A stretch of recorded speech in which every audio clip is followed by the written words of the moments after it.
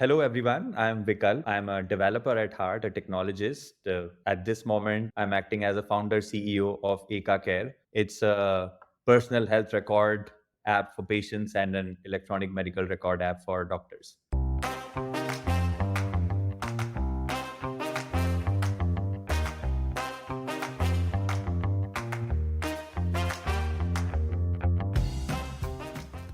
Do you remember downloading the Aarogya Setu app during the COVID lockdown? The Indian government was one of the early adopters of contact tracing app, and this app was proof of India's tech talent. In this episode of the Founder Thesis podcast, your host Akshay Dutt talks to Vikalp Sahni, the man responsible for building the Aarogya Setu app in record time. Vikalp has had a fascinating journey with a front row view of the evolution of the Indian startup ecosystem. He was the CTO and co founder of the travel startup Go Ibibo, which was eventually acquired by Make My Trip. The experience of building this Aarogya Setu app changed his trajectory, and soon after that, he launched Eka Care, a health data management platform. If you wanted to track the financial health of a business, you would be easily able to see line graphs showing historical performance of different metrics. Now imagine being able to do this for your personal health metrics. And that is the audacious mission of Eka Care and Vikalp. Stay tuned and subscribe to the Founder Thesis podcast on any audio streaming app to hear from startup founders chasing large, audacious goals.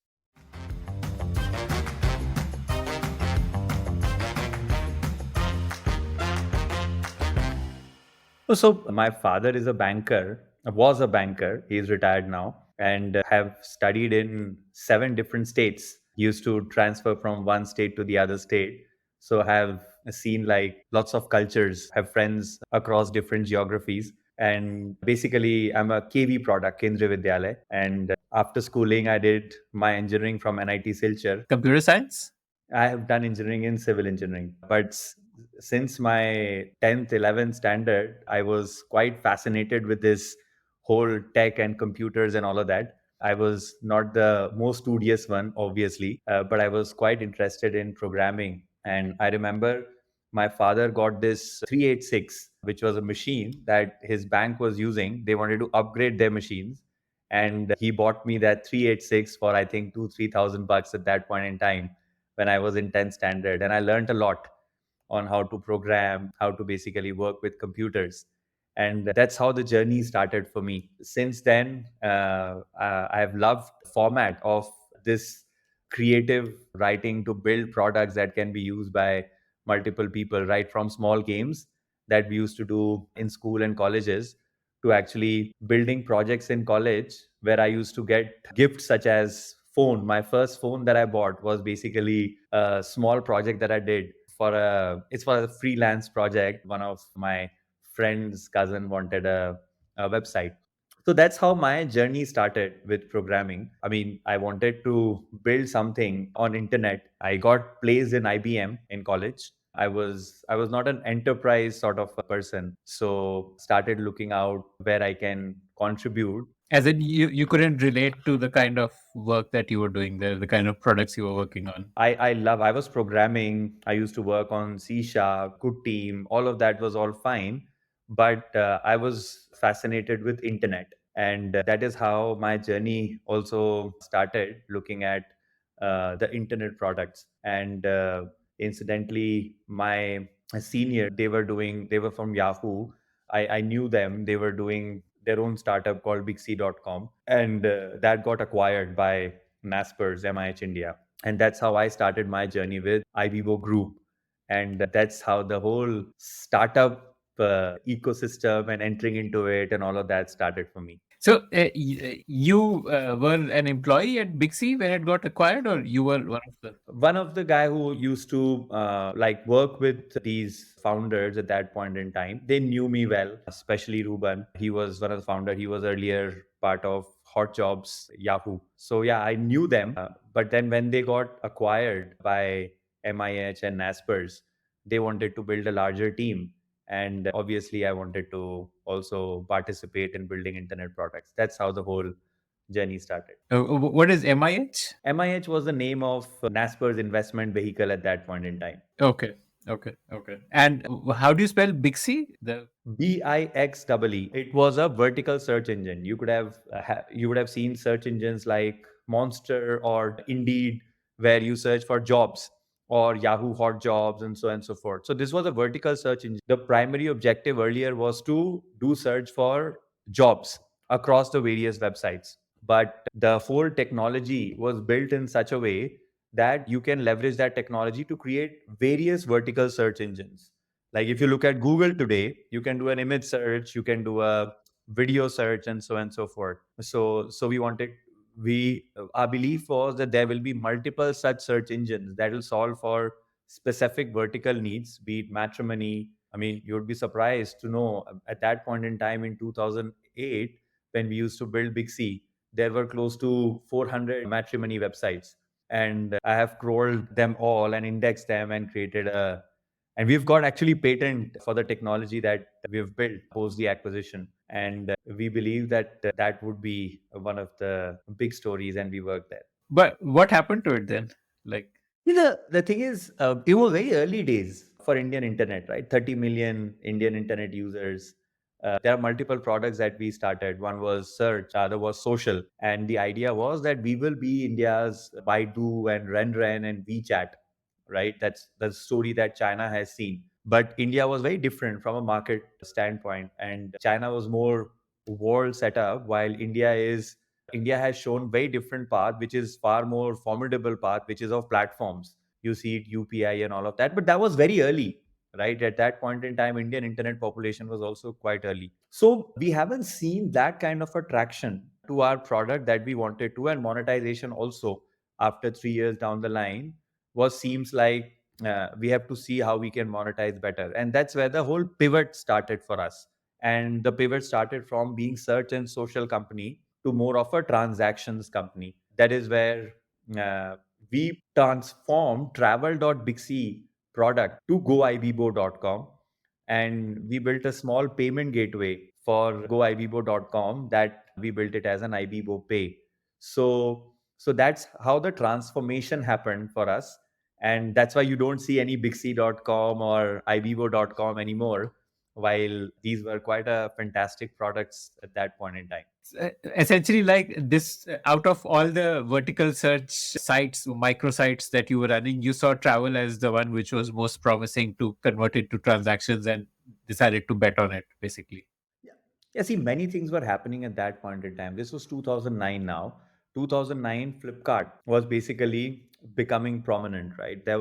Which means that transaction story was coming together. Yatra, Clear Trip were already like a decent player, and India has seen first set of their online transactions on travel. Make My Trip might have got listed by then. Exactly. That was I wanted to share. Make Much of got listed, and it was a brilliant listing, right? So I think an Indian company going there listing Nasdaq is a dream come true for everyone. And we basically said that okay, this is a right thing to do. And travel.bixi anyways had traffic, which was more of a meta search engine at that point in time, Like Ixigo. which was an Ixigo. Ixigo now does even flight bookings. Yeah. So this was a meta search engine, and we said that it's a lowest hanging monetization opportunity, and we started getting into travel. How do you build the transaction layer then? Do you have to go and integrate with each airline or? So, see, we were a little smarter there, so to say. And like any other internet startup, we first said that we will use a B2B partner and we will integrate with a B2B partner. At that point in time, it was Via, where we leveraged that partnership. And we said that if this entire fulfillment works for us or not. And Ashish and Sanjay, Ashish Kashyap was the CEO, Sanjay he was looking after the whole flights business. Ashish was the CEO for Ivibo Group. We all came together and we built it. Once we started seeing the early traction, right? And for this, we wanted a payment gateway also. So we built Ivibo Pay, which was to facilitate the transaction. Now, once we started seeing traction, we ended up scaling it up. And that's when my current co-founder, Deepak, has also joined us from Yatra. He was looking after business side of Yatra. He joined he joined Go IBO along with so me, Sanjay, Deepak, Ashish, all of us started then scaling up the Go IBO's flight business. We started with flights. And that basically, from that B2B partnership, then we ended up doing the airline partnerships as well once Deepak joined. But that was like a long journey because you have to start integrating with GDSs, start integrations with individual airlines. But we started off nimble. Hmm. And GDS is this like SaaS tool which airlines use to run their ticketing. See, these are global distribution systems. So they are distribution engine. Obviously, they have a SaaS tool as well that airlines can use, but this is like pretty early days. Like that at that point in time when these companies have been built, SaaS was not even a word. So Amadeus, Sabre, Travel Fusion, all of these are large scale transaction engines that are built to distribute travel content across. So these are like B2B e-commerce sites basically. Like this is where a travel agent can buy tickets from an airline. You're right. So earlier, the travel agent used to use a terminal without a UI to actually punch in. But eventually, OTAs such as GoIbibo, Make My Trip, all of them started integrating with the APIs. What about building the supply for the other stuff? The airline stuff is like, I mean, while it's not easy, but it's not that hard also because it's like other companies have done it and so on. But what about like on Go by IB where you have hotels and even like homestays and all of that? Yeah, no, that is what was our claim to fame. See, flights was, so to say, pretty sorted, right? But when we ended up building, we saw many other opportunities as well. And two big opportunities were bus and hotels. So after a lot of contemplation, bus, we went the inorganic route where IBO Group acquired Redbus, and Redbus became part of IBO Group. But on the hotels, this was, I think, 2011-12, we actually figured that India was not doing hotel bookings online. When we started, the internet online booking would be what, 5-10,000 a day. When I was leaving, we were doing close to 200,000. So that's the opportunity that we saw. And I think kudos to the team and the leaders. We ended up investing in the right areas there. And two key areas were one, to build a software for hotels so that they can distribute their content. And we built an amazing tool. We used to call it InGo IBIBO. Still, it's called InGo MMT now after the merger. And then we also invested into supply, which is like a human sales team, so that they can onboard these hotels onto selling inventory online. And I think that is where the whole claim to fame of Go IBIBO started. Hotels is where we have created a big mark in the whole travel ecosystem. That's how the whole merger and the story with Make My Trip also started brewing. So in Go Ibibo was like a hotel ERP where a hotel can manage its bookings. Distribution system. See, hotel ERP, when you say ERP does many things, they will do housekeeping as well, they will do payrolls also, all of that. But we were more distribution focused. So there are so many people who are want to book hotels online. How this booking will happen? So hotels has to come up, they have to put in their inventory, they have to put in their content, and then the booking will happen on goibibo.com, which is the B2C site. This was not like a pure play distribution where a hotel can go to multiple places to sell the inventory, but it's just a way for connecting their inventory to Go Ibibo. Indeed. So it was to connect their inventory to GoIbibo. Then GoIbibo has released APIs. People can use those APIs from GoIbibo. See, if to book hotels, you have to first have the inventory online. There was nothing online at that point in time. And that is how the whole journey for us started. And we, at one point in time, this was 2016, there was fierce competition. And Make My Trip, amazing company, great founders. They also know that hotels is like a big play with lots of gross margin and perishable inventory and so on and so forth. So hotel margin is better than flights. 100%. I mean, that's written on the wall. Flights is a low margin but high consumer interest or a traffic acquisition channel. Like for example, trains. Like you can get consumer interest, create a good experience, and so on and so forth. But the money that you would make there will be far lower than the money that you would make on hotels because there the margins are far higher. Because the market is unorganized. I mean, it's not like a clear pricing. Like say with a train, it's like very standard pricing, so not much scope for margin. It's a fragmentation game, Akshay. Look at it, right? I mean, how many airlines we have in the country and how many hotels we have in the country, right? One is that. Second is it's very easy to distribute inventory that is not fragmented, but it's very difficult to distribute. And then You can play far more. I mean, can I rate an airline on reviews and ratings and so on and so forth, on seat capacity and all of that? No, but from a hotel perspective, you can do a far better product so that consumer would use you, be it for using reviews, ratings, or content, and so on and so forth. So, in totality, if you see that all of this is the right markers for a business model that will give you far more gross margins. So, as a general lesson, like if you go after a fragmented market, and so that will always give you better margins. Like if you can curate and distribute in a fragmented market, that would. See, I believe fundamentally, and that's what my learning was, market fragmented, very good. But more importantly, what is the value that you are creating? If the amount of value that you are creating as a stack is high, like when I am selling a flights, it's basically an inventory that is being sold, which is very commoditized, right? But when I'm selling a hotel, there is a lot more discovery that needs to be done. Location is far more important, right? How do I reach that place is important. Content is important. What people are saying is important. So, what kind of value you are able to add? So, these two things, a fragmented market, and is the problem is such that you can add a lot of value by putting in your, be it a technology or an offline business, whatever is your model.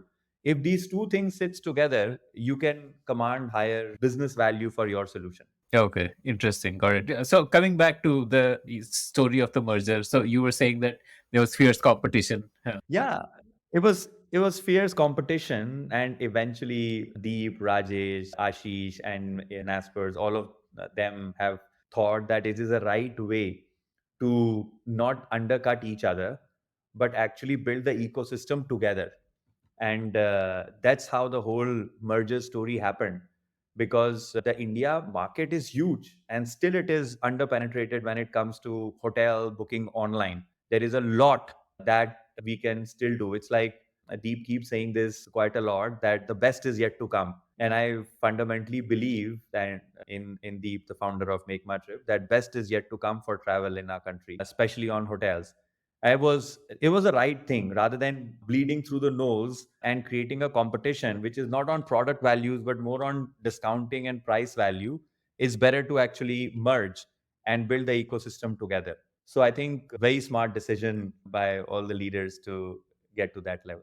Is there still juice in the hotel market? Because you have these different ways of fixing fragmentation, like Oyo rooms and Airbnb. What's your take on this hotel market? Like, India hotels is still, I would, online sales is still, I feel, is underpenetrated. There is a lot that one can achieve. And if I look at it, travel as an industry and hotels specifically, we have just touched the tip of an iceberg of a consumer side. There is a large corporate side business that also happens in the country, which still, I believe, is not organized, right? And Make My Trip is trying to do a lot of stuff there. Many other companies are also doing. There is a lot of last minute bookings that happens on hotels. That again, hotels is such a commodity that it has a perishable inventory, right? If the room is not booked for tonight, you're done. There is a lot of innovation that can happen in hotels, be it a day room. Like recently I saw on Go Vivo, I was able to book a lemon tree in Mumbai for a day, starting 9 a.m. in the morning to 6 p.m. in the evening, for one fourth of the price of where I can just go for work. So, I mean, it's a crazy market, and the amount of innovation that can happen, pure play on hotels, is just immense. okay. So coming back to your own journey, so what happened once the merger got done? As I keep telling, I'm a lucky guy or a fortunate guy to get right people during my tenure. I got empowered when I was building Go Vivo. I got super empowered again when the merger happened, and when two teams are coming together, which is Go Vivo, Make My Trip, even Redbus. So I stayed there for 3 years and merged a lot of technology stack. Started, as I said, in Go Vivo, eventually became in Go MMT, where a lot of optimizations have happened. Also learned from each other. There's a lot of good stuff that has happened on Make My Trip on flights. So we, as in Go Vivo, took that. So empowered even to build new products and so on and so forth. So my journey was beautiful. Hmm. But the group continues to run both brands separately. Yes, group continues to run both brands separately. There is a, I mean, group sees that there is a value in both the brands because there are loyal customers to Go Vivo. There's a way people see Go Vivo. So is with Make My Trip. And these are pretty large brands, more than 50 million app downloads, like high monthly active users. Why would anyone wants to kill anything? Kill off any one of them. Got it. That's when September 2019, I had this candid conversation that I think it's my time to start something up new. And the whole journey to building something else started from there. But I had a great time. So you stuck around once COVID hit, like 2019. Like, did you leave before COVID or? See, I started discussing with Deep and Rajesh about my exit and then strategizing, but I told them that I'm not going anywhere. I'm not joining something. And I just wanted to stick around till the time they want me so that everything is in a safe space. It was like 6, 8 months that I continued, did my best, whatever I can do. So yeah, before COVID itself, I started researching on my ideas and discussing it with people. So my announcement of exit was in January 2020, and so that's how it all happened. Like, tell me that journey of discovering the next idea. While I was leaving in March 2020, I got this unique opportunity to build for the country, and me and my team delivered Aarogya Setu for Government of India. As it, this was under MMT, or this was like you and a team of volunteers? It was volunteers, but obviously volunteers were all part of Go IBBO and Make My Trip team. I mean, and it started off also with a very small POC that happened in my cabin where one of my senior VP, Rahul, he came up with this thought that, okay, let's the contact tracing. I remember he came up with this advertisement, newspaper in Kerala, which says that, okay, these are the specific areas. If you have been to any of these areas at this point in time, please come and visit the public healthcare center. We will test you for COVID because a COVID patient was all there. Right now, look at it, doing it at a scale of million people. You cannot, right? And it's not possible to contact trace. And that's when we started dabbling around on this idea of building something. There are a couple of developers who just got collected. They wanted to build something to solve a problem. And I think our thesis was very simple. Whatever we knew on technology can be put together like a hack around it so that we can trace the contacts and we can help. And that was a talk of the town, right? COVID was all there. Kerala started seeing our that was in the month of March. Rahul, a couple of my developers at Go Ibibo, Android, backend, we all came together. We delivered a small product, and Deep Kalra, our CEO, founder, Make My Trip, he liked it and he shared it with Niti Aayog. They also loved it. And then after a lot of rigorous tests and trials, and I think I will give it to the government on the amount of help and the overall focus that they had put in making sure that we are building a robust product, not only from scale perspective, but on the privacy and security as well. After many interviews with NICT, MAIT, where they not only grilled us for on technology but also on integrity. Finally, they said that okay, let's build for the country. And I think the need was such that they also wanted like a team coming together and solve for it as a pure volunteer, not associated with companies as such. For me, the fortunate thing was I was anyways out. So, but Make My Trip, Go Vivo, they sponsored these engineers, and kudos to Deep and Rajesh and everyone there to sponsor these. And then we built it for the next 3, 4 months along with NIC, Government of India, MAIT, and everyone. So that actually changed my perspective from corporate travel or a travel product to a health. And that's how, just to answer your question, to the question of how I ended up being here where I am. When you build a product for the government, who owns the IP for it and where is it hosted? Is it hosted on like a government server? And like, Everything is government. We are just volunteer developers who are developing for the country. This is getting all kinds of, and along with NIC, developers from NIC, which is National Informatics Center, they now run future of Aarogya Setu. It was more like an open source contribution, and actually the product is open source. So but the running of it, the scaling of it, everything happens on the infrastructure which is owned by government. It is has nothing to do with the private party. Yeah, okay.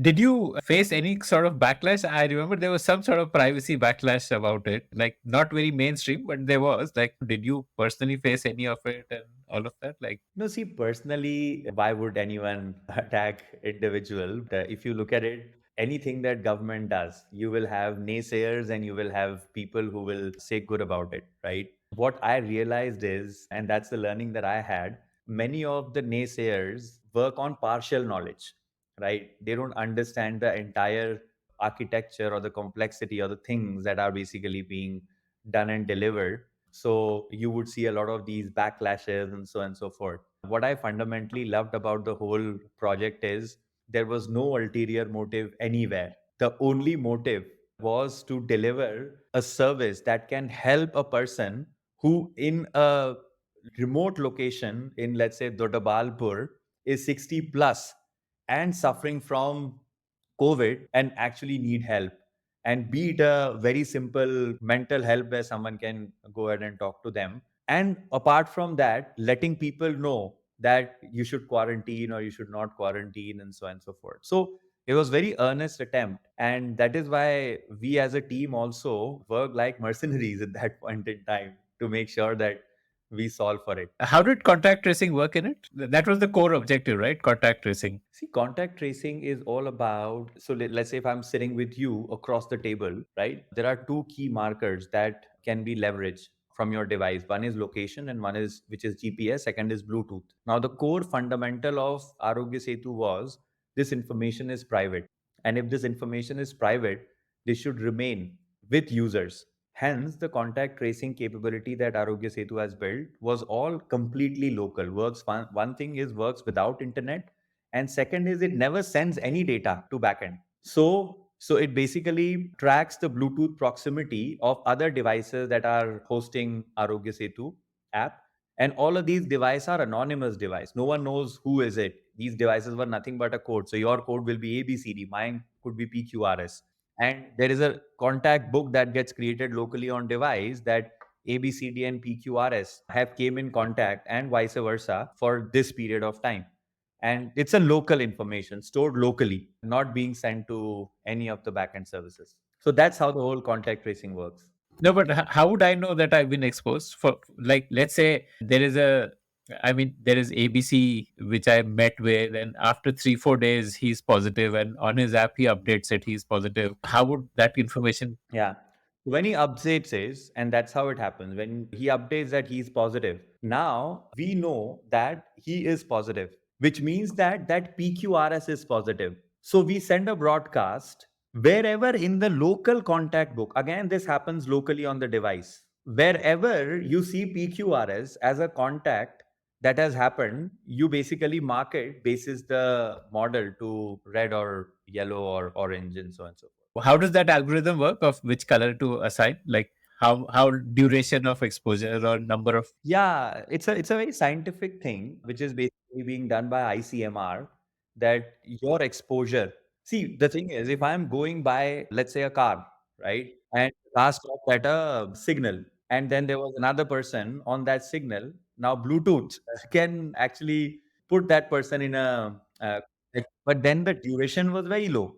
If the duration is low, the person is at a very low risk, and these specifics are being delivered to us by like a very senior scientists, and we actually develop algorithms to make them execute at the scale. Does this rely on self-reporting? I have to report I'm positive. It does rely on self-reporting, yes. Okay, that's like a loophole there, no? Like if people are not updating on their app that they are positive. Yeah, it does rely on self-reporting, and people generally would update on what exactly. And there's a lot of emphasis around people. So we used to send push notifications to them. We used to send a lot of these things, and yeah, to encourage people to report. And also, for example, in many cases when it's a government mandated things, right? If we get an information that a particular phone number is positive, then we leverage that information also, because many a cases you won't self-report, but you would go to a PHC and the PHC will report on your behalf and so on and so forth, because you're talking people who got COVID, you don't want them to, you might want to give them care. So there are multiple such models where the whole contact tracing effort was. And how does GPS help in this? GPS was of very less use, to be honest. It was, so Bluetooth was is the right thing to do. Okay, got it. So, how did this lead to Eka Care? Tell me about the birth of Eka Care. Yeah, so see, that's what. So I got transformed from travel to health suddenly. After this, I thought that there are very simple things. And if you look at it, my family, my father is diabetic, right? And I realized that he basically takes this needle every week once and he puts that value into a piece of paper in a diary, right? And then I started looking at other use cases as well. Like if you want to find a date today, in 5 kilometer radius, it's super easy, right? You'll swipe left, swipe right. There are many apps, and you might get a date. Like a person like you is charming as well. It's super easy. But God forbid, if you want to have a person, if you want a B positive blood or a no positive blood, like what would you do? You would basically send a mail to your HR or put a WhatsApp status or a Twitter. It's so strange, right? That such an important thing is not digital. And many stories you have. My sister got thalassemia minor as a diagnosis once she got pregnant, and in India we basically are giving more weightage to that. Before getting married, you look at people's janam patri and all those kind of things. But incidentally, if both parents are thalassemia minor, there could be a complication to the kid. So, and nobody knew about this. Even individually also, if you are a thal minor, if you continuously pop in iron tablet, you might end up getting stones in your gallbladder because your body is not like comfortable in digesting iron the way the other bodies are. And she never got to know about it because no one looked at three reports together, right? Every time after 6 months, we used to visit a doctor. Doctor says, okay, hemoglobin, iron low, let's have these tablets, and then you're done. So all of these started coming to my mind when I was doing this whole journey around health and Aarogya Setu. I said that fundamentally, without a longitudinal record, you're shooting in dark, right? You are not now, then you are basically just leaving it to the fate that let's give this medicine. If something works, great. If nothing works, then we'll change the medicine and so forth, right? There was a nice presentation that an endocrinologist gave in one of these conferences that we follow. Any non data driven approach is basically shooting in the dark to get the right outcome. And you look at it, there's nothing today in the world. I'm not sure how you store your medical records. If I ask you a very simple question, how your TSH or a thyroid hormone moves over a period of last 3 4 years, you would have definitely have reports, but you cannot give that answer. And we expect poor doctors to actually go ahead and read through those documents to give you the right outcome, while you and I look at the revenue numbers in a nice graph, right? So it's a pretty strange setup, and I said that this needs to be solved. So that's how the birth of Eka Care happened, and we fundamentally believe that this is how the world will evolve over I like that term you used of a longitudinal record. So, longitudinal record means like time with an axis. Like, Yeah. Longitudinal record is like I have done my at least CBC in last 5 years at least 6 times, right? For various reasons. Some doctor have prescribed. Sometime I did a regular self-help checkup, right? Now these are point in time transaction. At that time, what was your body, right?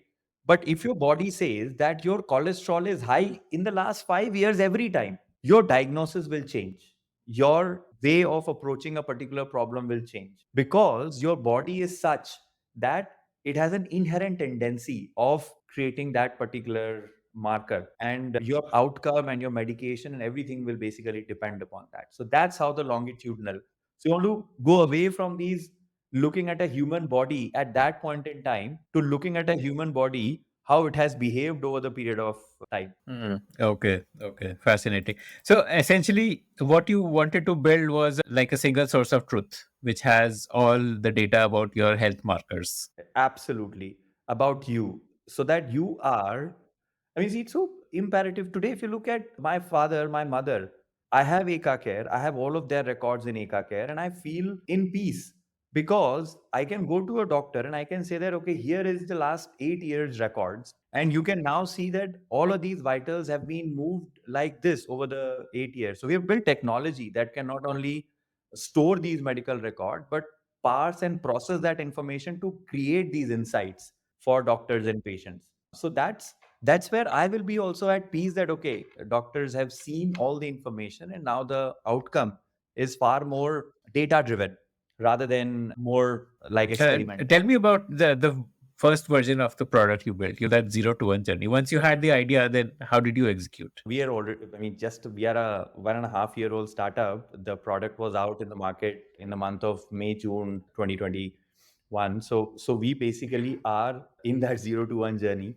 And I think one of the product that we started off with is EMR. See, this information that you are creating as a user, how would a doctor get that information, right? So we fundamentally said that there are two things that we have to solve. One for doctors, where they can look at this information, they can generate prescription, they can manage their appointments, right? And also for us, doctors, not for hospitals. We are very specific to doctors for their clinic, for their staff, and themselves. So there are these doctors that have started coming in, they started using us, and this product has started seeing a lot of success on prescription and appointments. So it's like a free to use product for them. If you look at it, we don't see this as a SaaS tool, but there is a small fee that we take. Fee, like what kind of fee? See, there are many doctors. They pay us $1,000, and it's a yearly subscription. Okay, yeah, very negligible. Okay, which is in a way it ensures seriousness. Like if you give it free, then people may not use it also because you don't value what you get for free. You are right. And see how the model from revenue and all of that pans out. We are too early on that journey.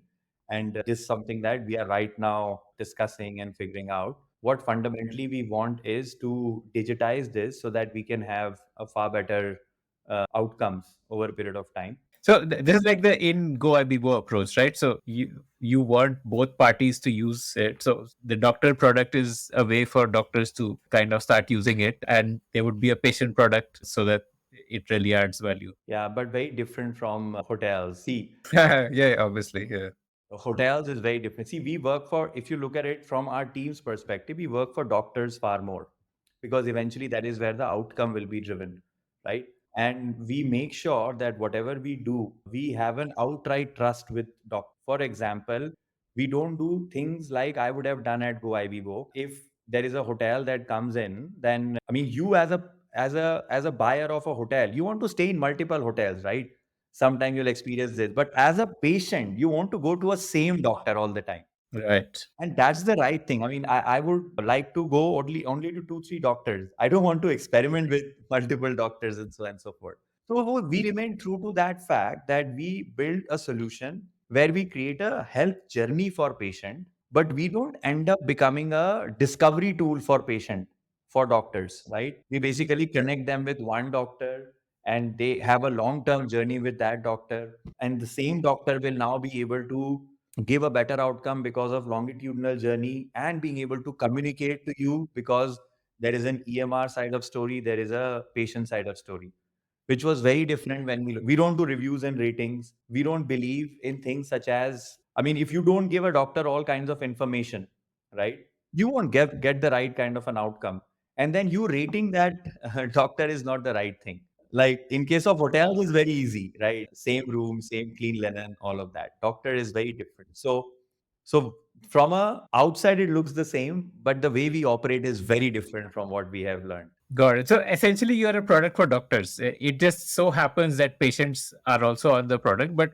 your core focus area is doctors, like empowering them. Our core focus area is to provide for better outcome. The better outcome cannot happen without both the parties in the ecosystem. So that's why for us, patient and doctors both are important. And it's a play where we have to do a lot of hard work because we practically are building two products. But so be it. There are ways in which industries are solved, and health is very different. Mm. So your patient acquisition is not happening directly, but it's happening via a doctor. Essentially, the doctor creates a patient account every time a patient comes to him. The doctor would share some link to book an appointment, and the patient would when he's booking the appointment, then he would create his record there, something like that. Both ways, Akshay. So today we have 5 million plus app downloads, right? Without doing marketing. The patient app. Patient app. These are not the number of prescriptions that has created on Eka. And why that happens is because people do care for their health. We believe that people care for their health. People download Eka Care app. They start their process of uploading their medical record not only by scanning and storing it, but also by syncing their Gmail account. So every day, and because of our technology and all, Google has given us, we are the only healthcare company where Google has given us the access to scour through the mailbox because we use right kind of a tech, privacy, security enabled. After a lot of security assessments, we got that approval where people are coming and they are storing their medical record. And I think if you haven't stored your medical records yet with Eka Care, you are losing on better outcome whenever you need it. So we have seen a lot of organic traction there. So it's not only the doctor acquisition. There's a lot of organic acquisition that happens. Yeah, okay. So one kind of patient is somebody like me who has mostly paper records and wants to digitize them, have it available on an app. So he would download, scan, and through Gmail integration, then it will automatically import. If like I get a mail from Lal Path Labs, it will recognize this is a report and it will import it, and so I will get like a longitudinal record of my medical markers on the app, and probably there would be some sort of recommendations and so on based on how you see that moving, and like some sort of algorithmic recommendations. Said it right on the first part. There are many ways. And see, on patient side, we see it two ways. One is your health record that gets generated from healthcare provider. So which means that your medical record you can scan and upload. We have a functionality where you can WhatsApp your medical report to our WhatsApp number and it will go into your account. We have a feature such as if you don't want to share your Gmail account with us, you can forward to your phone number at the rate aka.care. We have created an email address for each one of our customers. So the records will come to you. The app also has profiles so that you can segregate them into your family's individual record so that you don't have these records are not muddled with each other. But apart from that, see, your health is not only about the document that you got from your providers, right? And I shared with you many ways to integrate that. Your health is also how you are feeling today. For example, if I'm a female, I should definitely record my menstrual cycles history because that's one question that will be asked every time you go to a gynecologist, right? If you are a diabetic patient, you have to record your diabetes values inside the app. That is not coming in from any document. Many people in India uses Apple Watch or any other things for their heart rate monitoring. We have baked it into the app itself. You can put a finger on the camera and we give you a heart rate which is as accurate as your Apple Watch. And this is a data that you want to generate for yourself. Today I am having a migraine attack. Tomorrow I had an asthma. Or so all of these things also patient generate on Eka Care. Do you also integrate with smartwatches? That's also in the plans that we will integrate with all kinds of devices. So all of this information becomes your health marker. Example, we integrate with Abha, which is the health ID and Ayushman Bharat health account. There's government's initiative very similar to UPI, where this entire ecosystem will get digitized. So that's how we get all of this information and then we store it. Consumers can go ahead and by consent share this information to their doctors and so on and so forth. Right? Like, how does a doctor use it to manage his practice? Like, See, there is an EMR tool, electronic medical record system.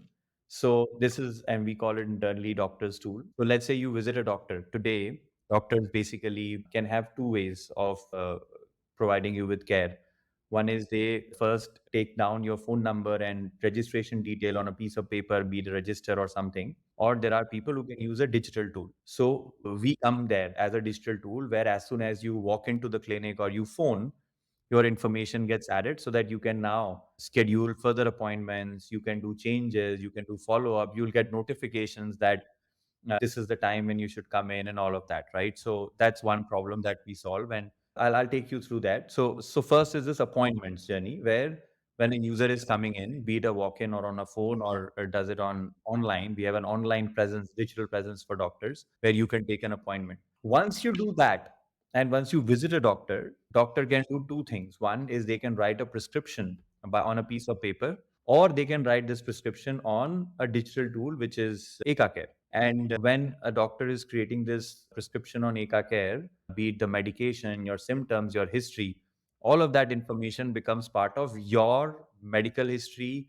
your prescription, your longitudinal journey. And when a doctor basically hits the send button, the information gets delivered to the patient, be it on WhatsApp or wherever. Now it's patient's prerogative whether he wants to use Eka as their channel of keeping medical records or not. And there are many who choose not to, many who has not been exposed to, and so be it, right? So that's how the whole ecosystem works on the doctor side. Now what happens is if Akshay or Vikalp goes back again to the same doctor and you haven't used or I haven't used Eka Care on the patient side, the doctor can still search for that phone number, that person, and see what was the prescription that I have created last, when he visited last, what was the diagnosis, and so on and so forth. And that fundamentally saves a lot of time, especially for the doctors who see a lot of patients in a day. There, you don't have to ask questions that are like, what happened last time, and so on and so forth. And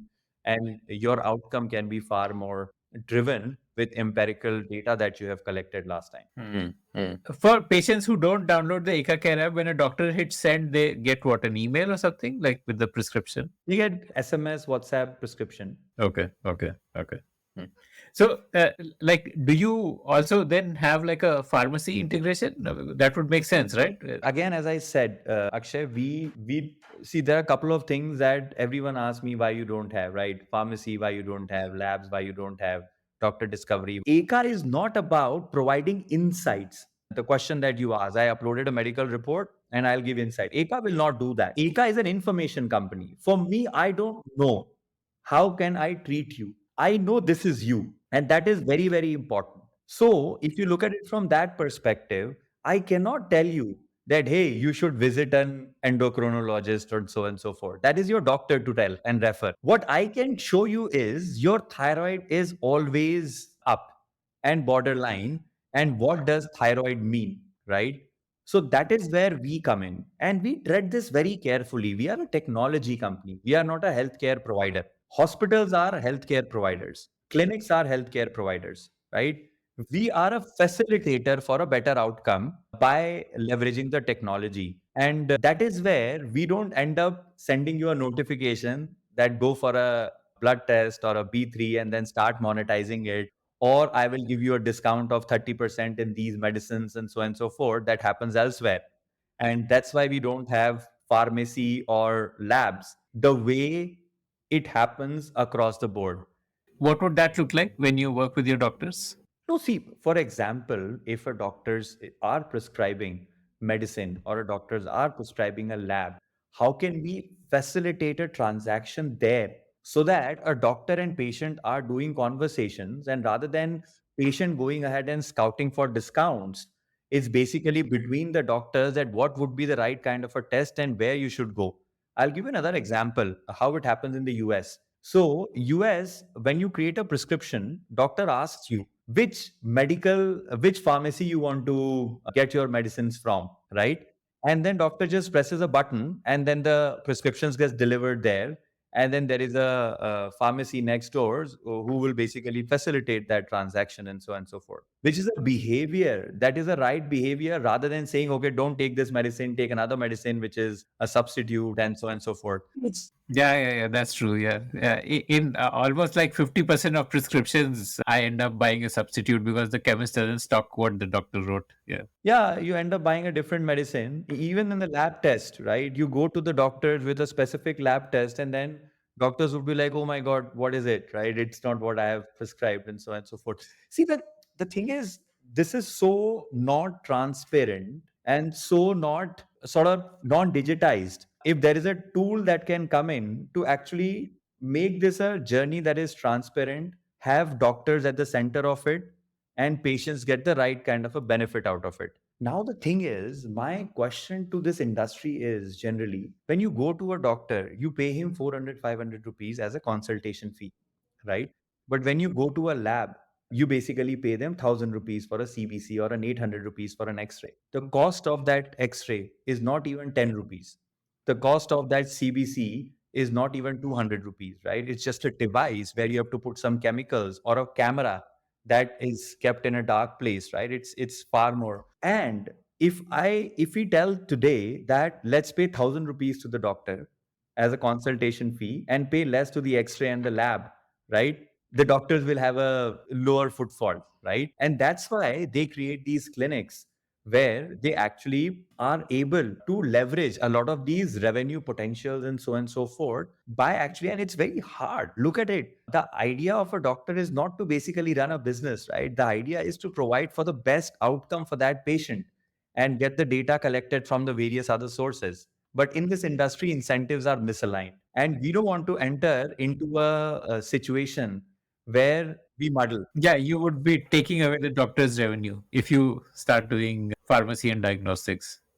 I mean, it would eat away. See, in plain simple terms, yes, we don't want to do it. Are there a better way of making sure that every party in the ecosystem is within the realm of it's a win-win for all, right? So that's where we would basically work in, and we are very clear with that specific philosophy and thought process. Amazing. Okay. So your target audience for the doctor product is just like clinics and in like small practitioners. You don't want to do something. Anyone non-hospitals, nursing homes. We don't solve for beds. We don't solve for inpatients. We don't solve for services where you need to do housekeeping and so on and so forth. We solve for outpatients. We solve for appointments. So that's where. So if the vision is to have seamless exchange of medical records, how would you make that happen with when patients are going to hospitals? Like if I, as a patient, have all my history on Eka Care and I'm going to a hospital, how would you enable that doctor to access? So two things that are happening in the ecosystem. One is when I mentioned that if a doctor has their own pharmacy, has their own clinic, lab, it's seamlessly integrated, right? Because now the report is getting generated at the clinic itself, and that adds a lot of value for doctor. That's why he would recommend, and he should. That's why all the hospital recommends that go to my lab, which is there itself. So that is solved to some extent when you are going to the same doctor, same hospital, and so on and so forth. But that doesn't happen, right? You go to a different doctor at times or a different hospital. So, what is happening in the ecosystem is I'm not sure if you have heard about this, which is called ABDM, Ayushman Bharat Digital Mission, which is coming up with a concept of health ID, where your medical records are linked to a health ID. When you go to a hospital, you have to show your health ID, which is nothing but your name at the rate NDHM or tomorrow Eka and so on and so forth, which is like a UPI. Now, all the records will get digitally associated. And if you use Eka Care as a PHR app, which is your personal health record app, all this information get digitally assigned to you.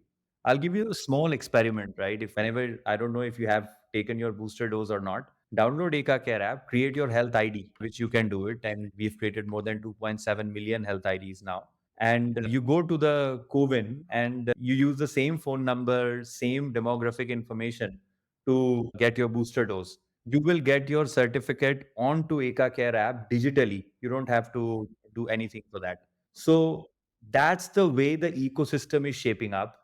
And we are giving a big push to that ecosystem along with government so that this entire medical record sharing stuff can happen seamlessly. Got it. So you are like the Google Pay layer basically of UPI. You hit the nail on the dot. Yeah. So we would like to be the PHR app, which is very equivalent to Phone Pay or a Google Pay on the consumer side. Are there other competitors in this space yet, like the Google Pay layer? People have started doing it. I think Paytm have started creating health IDs. They do it. So they are I think after us. So we have created some 2.7 million health IDs. They have done some 250K health IDs. So they are decent when it comes to the numbers.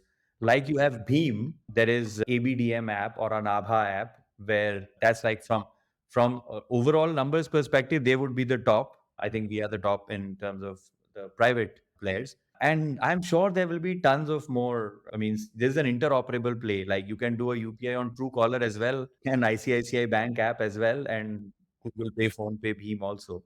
So it's all about execution. How would the data flow in? Like, so every time you go to a diagnostics lab, you give them your ID, or they would ask for your ID so that they can automatically, like their systems would, it would become mandatory for them to add, like the government would make it mandatory that diagnostic labs have to upload this data to ABA ID or the. See, mandatory is not the right word, Akshay. There was a news article that AIMS will go completely digital using the Aadhaar rails from 1st of January 23. So, and I think like UPI, anything that has a clear value for both sides, be it a business or be it a consumer, that will take its own flight as soon as the whole platform is ready and it has got right kind of a transparent understanding. What are the incentives for hospitals to go on to ABHA rails? I mean, hospitals, diagnostic labs, generate people who generate the data. What are the incentives for them to, like customer demand or?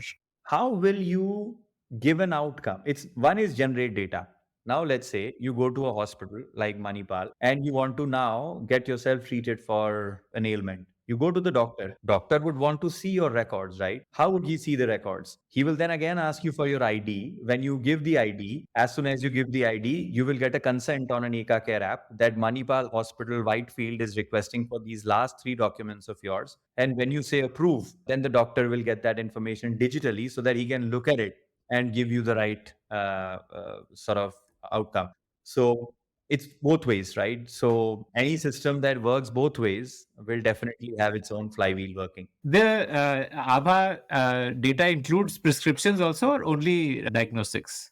No, no, everything, including even discharge summaries to any kind of notes that you want to share, advices. Wow. I mean, is it like similar to like a team of volunteers like yourself who are building that? Like, It's a pretty fantastic and thought through setup. I suppose it is Nandan Nilkani. See, Abha, the paper was written, I think, Abha or the health ID or this blueprint of the entire health exchange was written like 3, 4 years ago by iSpirit. Yeah, so a lot of volunteers again, the way UPI has been built or Oken, Beckon, all of that. So this is basically that team. And post COVID, obviously, every single government started thinking a lot about health. And that is a fundamental difference that I see when we look at India versus China. India said that we are a platform nation. We will build platforms such as Aadhaar, such as UPI, and we will build Indian companies on top of it. While China said that I'll wall the whole thing. So we are far more thoughtful, far more long term sustainable in that sense. And ABDM, ABHA is one such platform that I am super excited about. And I wish that soon it will reach the same level of adoption as Aadhaar and UPI.